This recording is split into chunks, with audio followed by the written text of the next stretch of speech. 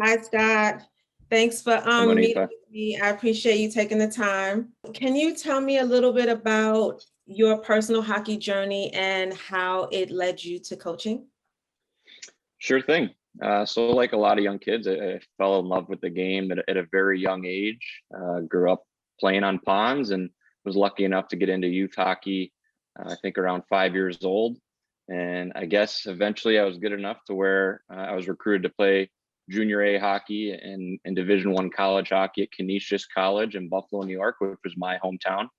So that was exciting for me to stay home, play in front of family and friends. And then post college, didn't know what I wanted to do. I was getting my master's and realized how much I missed the game, and thought maybe coaching was the next path for me. So I've made stops at St. Lawrence. I was at my alma mater at Canisius for 5 years as an assistant coach, and then moved on to RPI. And I recently just started at the University of Vermont. So everyone has a different story in hockey and a different journey, as I'm sure you're learning. And Yeah. that's the short version of my path. Okay, great, great. So when we think about college hockey, athletes oftentimes automatically say, I want to go D1, it has to be D1. So, but what actually is the difference between Division 1 and Division 3 schools and hockey programs? Sure thing. So the biggest difference is that Division One programs, at least the majority of them, are able to offer athletic scholarships. So scholarships that are based on your athletic merit or what you do as an athlete. In Division 3, they're not allowed to offer athletic merit. Everything will be either through your academic work or financial aid assistance. And really, that's the biggest difference. Division 3 is an unbelievable path as well. Some of the best academic institutions in our country play hockey at the Division 3 level. And there's players that even go on to play professionally, starting out in the minor leagues out of Division 3, some of the top players there. So both are amazing paths. At the Division 1 level, you'll see more guys go on to play professionally, and that carrot of maybe the athletic scholarship, and some of those maybe quote unquote bigger programs are that allure to get to that level if possible. But both paths are unbelievable experiences for student athletes. Okay, great. So what does it take to become a Division 1 athlete, in your opinion? You bet. I think it takes someone that's fairly well rounded. There are certainly many elite hockey players at the Division 1 level, but I believe the men and women that make it to that stage and really succeed at that level have great time management skills. They are excellent teammates. And I also think they care about the campus community as well as just what's going on at the rink every single day. So I think when we're able to really dive into who a prospect is and what their family's like, for sure they need to be an elite level hockey player. It is certainly cutthroat and competitive at this level, but after that is, what is their character? Are they going to be a great teammate? Are they going to be a great student and citizen at our institution? Because no matter what they're doing 24 hours a day, they're flying that flag of our hockey program. So one, are they flying that flag properly? And two, are they going to be able to be focused at the rink when we're there and need them for practice and games, because they've got their school taken care of, because they have a great friend group, because of who they are on campus? That balance in their life at the Division 1 institution, to me, helps them be elite while they're at the rink, which is very important and one of the main reasons they're there. Right. So, well, as a coach, when you think about giving advice to players that are deciding to pursue hockey, are there three must do's in terms of you should do this when you're thinking about hockey, and there are three never do's? Don't ever do this because coaches will immediately get frazzled at you as a candidate. So, can you give me some, more specifics in terms of, you know, You bet. When we're watching, I think we're always looking at work ethic, right? How hard is the athlete working both on the ice and off the ice? So that's number one. And we're going to talk to their family, their guidance counselors, their current coaches, their past coaches, to find out what their daily work ethic and grind is. Second is body language. One thing that's been tough with COVID is, we've watched a lot of video, which we're lucky to have that resource, but we miss being at the game and seeing, what does a player look like coming off after a bad shift behind the play when maybe the camera isn't on them, or how is a player reacting to a tough situation or dealing with their teammates under stress or their coach. So body language is the second one. And then really, when you get to start going on visits, just being respectful. It's very simple, but we might only get 3 or 4 hours with a prospect and their family on campus before we have to decide if this is a 4-year commitment that we want to make. So the respect level of that player and their parents and whoever's on that visit is massive for us, because that impression is going to last a long time. It might be the only impression we get. So the work ethic on a daily basis, body language when we're watching live for sure. And then the third one, just how respectful are they when you're in their presence, because 4 years is a long time. I say that a lot. And we don't want 2 weeks in to say, oh my, I'm not sure we enjoy being around this person as much as we had thought, and vice versa, right? The player needs to feel the same about the coaching staff. So those 3 things are big when we talk about finding out more about a prospect. And 3 never do's. Yeah.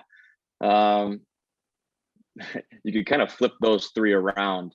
But one thing that I see a lot is not being present in athletes. It's always, where can I play next? What's the next level I need to get to? Who's committing on social media? I think the ability to stay present is important. So I guess the never do would be always looking into the future of where I'm going to get, as opposed to just enjoying where you are right now and being great today. The second one would be, I think, the flip side of respect, right? I think it's a player that's always looking for what's next for me. Why am I not on this line? Why am I not playing power play today? I think it's a player that's able to focus on what does the team need and what is best for the team that we're looking for. So the don't do would be, how am I getting mine today, as opposed to what's best for the team today. That's something that coaches deal with at every level. And as players and people mature, they usually get better in that area. And then the third one, I think, is trying to be someone you're not. So I think every player has things they're great at. And we always tell men and women to lean on those strengths, especially if you're at a showcase or a short tournament. Us as scouts and as coaches, we want to see what you're great at. So you don't need to be Johnny, who may be the best player on your team. You don't need to be great at what Johnny is. Be great at what you are in those 3, 4, 5 games when you're really trying to stand out. Because we're looking for players that can fill roles, right? Not every player at the college level is going to be the top goal scorer or the starting goalie that plays 35 games. We need to fill out our roster with players that are great at certain attributes. So I think being who you are, as opposed to trying to be someone else, would be the third thing not to do. Well, that was fantastic advice. That was really good advice. Now, when you think about, I know a lot of times people are tossing around, you have players on your teams that have family advisors that they're working with, and then you have some players that are not. So I think, people sort of get confused, like, should I dive in and get the family advisor or not? Does it make a difference? So what are your thoughts about having a family advisor? Do most recruits work with them? Yeah, it's a great question. I often get the question from prospects, do I need a family advisor to earn a Division I scholarship? That answer is no, you certainly don't need it. If you're a great player and a great person and you want to go through that process with your family, it's common and something that we would never look down on. Now, can family advisors be helpful for certain families? They absolutely can. And I think the most simple way to put it is, advisors that have been in the business for a while have been a part of hundreds of commitment processes, right, with their clients. They've seen all different things happen throughout recruitment, commitments, how it all works and how it all goes down. Now, a family usually will go through a commitment process once if they have, say, one hockey player in their family. So it's, do you want to draw on some of that experience of someone who's seen these processes for years? Are you a little overwhelmed with your recruitment currently? That's where I think a family advisor can be helpful. So is it 100% necessary? No, we are seeing more and more of it, and we enjoy dealing with most advisors. Not all, but like any walks of life, you need to find someone who you trust and you believe that they have their best interest or your best interest in mind while they're working for you, if you do go down that path. Okay. So how does an athlete go about getting noticed? There's so many things out there that people are saying to do or don't do. Um, we have college specific camps and showcases, summer tournaments, prep school, juniors. Then you have sending clips versus sending full game video. So what's your take on it? Yeah, I'm as a coach, you hear the word process so much, and we can be a pretty boring breed because we always try to keep things simple. And I'll go back to leaning on your strengths and being great at something as opposed to just pretty good at a lot of things. So when a scout is at a game, they see that, hey, you use your speed better than anyone, and that keeps showing up and showing up. Now, when you're emailing a coach, you might talk about what you're great at, right? So that we know going into a game, I'm going to look for this attribute because this is what that player really hangs their hat on. So that's a big thing. But then for me, it always comes down to being important on your team, right? Are you someone that plays in all situations? Are you someone that the coach can rely on late in a game? And I think when we see players bounce around from organization to organization, sometimes there are good reasons for those, but other times it may be a grass is greener. Whereas, hey, maybe I should stay here one more year and become someone who the coach can put in end of the game situations. Maybe I'm a year older and mature and I get to play more minutes. So for me, the biggest one is being important on your team. That's what we're going to notice the most. And if you have the ability to email coaches, absolutely go ahead. Will we get back to you the day of every time? Unfortunately not. I wish we could. But most of us will get back as soon as we can. And it just helps you get on a coach's radar. You know, we have scouting systems that we immediately can find out where you're playing, when you're playing, if we can be there. We show up to games with color-coded rosters, guys that have contacted us, players that we've heard good things about through coaches. Is there a simple answer to that? Unfortunately not. But for me, I always go back to be important on your team. And if you're not important yet, does it make sense to stay on that team again the following year to become important so that when we go to games, we're looking at the 4 or 5 most important players on each team when we're watching? Okay, so packing the summer with every showcase and every opportunity is not always the best way to go. Okay. Yeah, so I came from a family where, you know, you'd get the letters and maybe it wasn't feasible for us to go to every single showcase. And I actually think that was a benefit because I was able to pick and choose. All right, I'm going to go to 2 or 3 that I think are important and beneficial for me. And then I'm also going to be a kid. I'm going to play golf with my buddies in the summer. I'm going to work hard and train hard. I think if you try and chase every single one, sure, you might get more eyes on you, but I think it can be tough to also keep up with your training and having that fuel and drive for being ready for the fall and exciting for the next season. So certainly don't need to go to everyone. I think picking and choosing what ones make the most sense for where you are in your career and your family is important. Okay. So now for families, we talked about families doing things on their own. So overall, what does the recruiting process and timeline look like? Yep. Man, if I had the perfect answer, I'd, I'd be really good at my job. But you know, we've recruited players at the age of 16, 17, and the process takes 3 months. We've recruited players that start at 17 and they might commit at age 20, and it's a 3-year process that obviously has some stalls and some halts in there as well. We always talk about when does a player pop or when is it clear what they're going to be at the college level. So sometimes at the age of 16, if a player is flying by everyone, scoring 100 goals, I mean, it's easy for us to scout that. It's easy for anyone to scout that and say, hey, we really think this player is going to be good at the college level. This might be a 2-month recruitment process. If we really like you, we're going to call you 5-6 times. We're going to have your family on campus. We're going to offer you. You're going to take a couple weeks to decide, and then and hopefully you're in our jersey and you're committed at that point, at least verbally. At the same time, it could be, we like this player. I saw him once. I'm going to send him a questionnaire, and they fill out the questionnaire, and we'll say, hey, we'll track your game over the next year. And you see him again 3-4 months later, and have a quick phone call, and it can just kind of go with the process of when is that player really ready to pop and show this is what I'm going to be at the Division I level. Sometimes it's clear at 16. Sometimes it's not clear until they're 19 or 20, and we go, all right, that player can come on campus next year. We know exactly what they're great at. This is what they're going to be. We're ready to offer them a scholarship now. So that's probably the hardest part for the prospects, in my opinion, is knowing when is my time, right? Especially when friends are committing maybe at a young age. I think it's so important to understand that everyone's process is different, and that you're going to hit your peak at a different time than when your buddy who sits next to you does.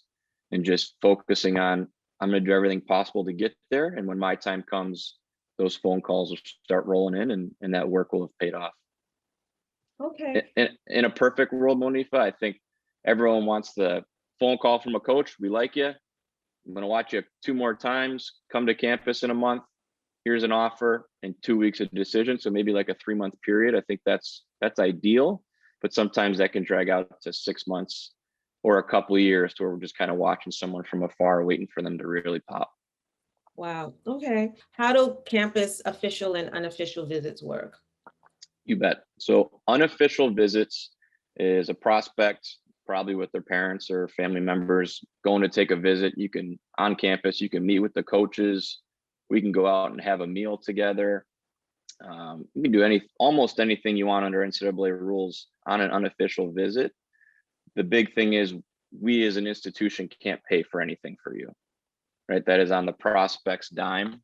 And you can take as many unofficial visits as you want. So a lot of times you'll see those at a younger age, maybe sophomores, juniors in high school. It's summertime, and it's, hey, I'm starting to get some college interest.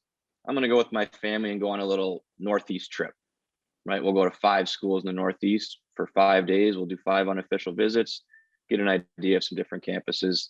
That's fairly common. Official is when the school is able to pay for the visit. And those visits can be up to 48 hours long. We can fly kids in, pay for their hotel, their flight, their food.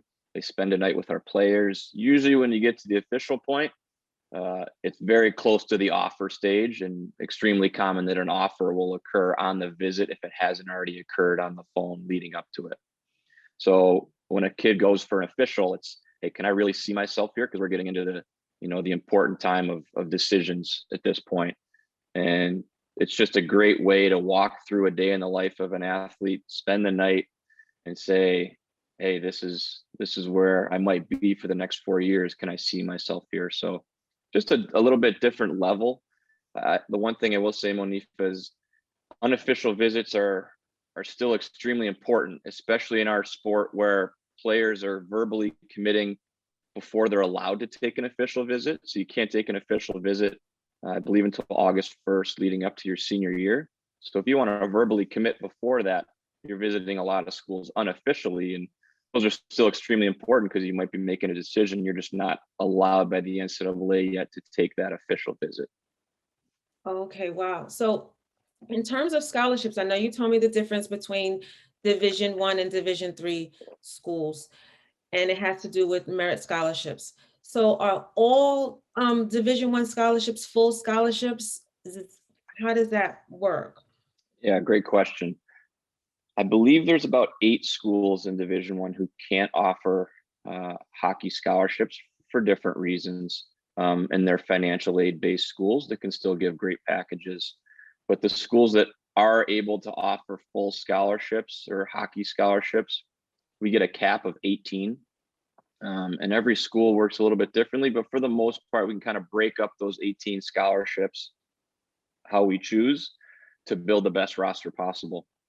So for those that are listening that follow the NHL, it's really no different than having a salary cap, right? If the NHL has a salary cap of this many $1 million, how are we going to break up that money to build the best roster possible? And it's the same for us. So will we have players on full scholarships? Absolutely. We will have a lot of players on maybe a 3/4 scholarship or half or a quarter, or even some players that pay their own way and maybe get a great academic scholarship and financial aid award from the school.